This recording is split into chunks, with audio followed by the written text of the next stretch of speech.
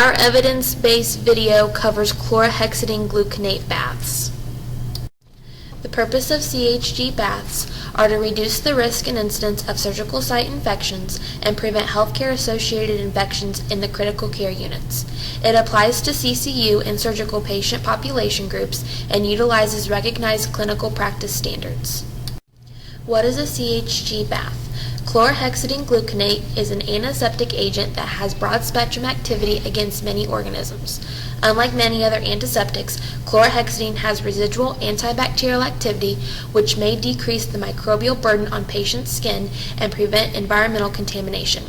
CHG baths can come in soap form, which is 4% CHG, to be used with water, or in prepackaged CHG, which is 2%, impregnated wipes. Patients that are eligible for CHG baths include all inpatient and outpatients older than 2 months of age undergoing operative procedures or invasive procedures, which include cardiac caths. It also includes patients in the CCU, with the exclusion of those patients with clinical contraindications. Patients with an allergy to the CHG soap may bathe using soap and water. Patients that are excluded from using the CHG baths include patients with known allergies to chlorhexidine, if the patient is admitted with toxic epidermal necrolysis, Stevens-Johnson syndrome, or burns, and if the attending physician thinks bathing with CHG soap would be unsafe for the patient.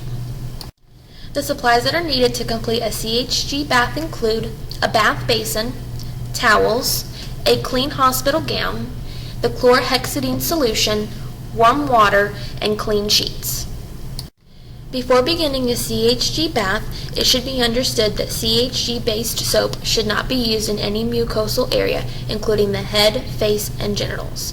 First, the nurse needs to gather the supplies in order to complete the bath. She needs to fill the designated wash basin with warm water and washcloths. Do not reinsert any washcloths into the water after they have been used. Discard the used washcloths into the hamper. Wash face and ears using a clean washcloth and water only. Discard that washcloth. Use a separate washcloth to cleanse the patient's body by saturating the washcloth with CHG soap, starting at the neck and working down, gently cleansing the body. Rinse the CHG-based soap from the skin with a moistened, clean washcloth. The skin should be patted dry with a clean towel. Do not apply soap, lotions, powders, or deodorants to the skin after using the CHG-based soap. Wound ostomy hospital approved or physician-ordered lotions may be used for non-surgical patients. There is evidence behind CHG bathing that supports its utilization. Many studies have been conducted to determine the usefulness, and the following findings were found in multiple research articles. There's less diversity of bacteria in the axillary vaults, inguinal creases, and manubrium, suggesting that improved cleansing decreases bacterial colonization. There's also a decrease in central line-associated bloodstream infections, and CHG is associated with a significant reduction in the incidence of gram-positive bacteria. The evidence behind CHG baths in ICU.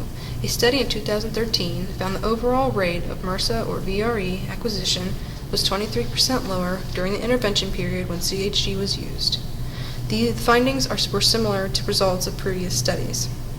Bathing with chlorhexidine may be particularly effective in reducing the risk of bloodstream infections among patients in the ICU, and bathing with chlorhexidine may be associated with lower rates of central catheter-associated fungal bloodstream infections. Evidence behind CHG baths in the surgical setting. In a study in 2013, the results indicated a statistically significant overall reduction of infection in the group who received the CHG bath before surgery. There was also a reduction of postoperative organ space infection, although this sample was small. The bath group experienced emergent surgery less frequently than the no-bath group did. Cleaning the bath basin.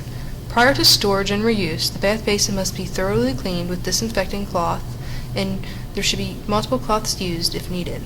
Please allow the disinfectant to dry completely before filling the bath basin with water. Bath basins should be labeled and designated solely for CHG bathing.